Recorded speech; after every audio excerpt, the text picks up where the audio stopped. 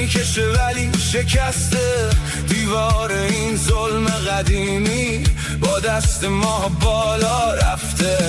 آجر به آجر خوب نگاه کن، بسیجی با باتوم اومده، سپاهی با حکم و اسلحه، آخون بالای منبر نشسته.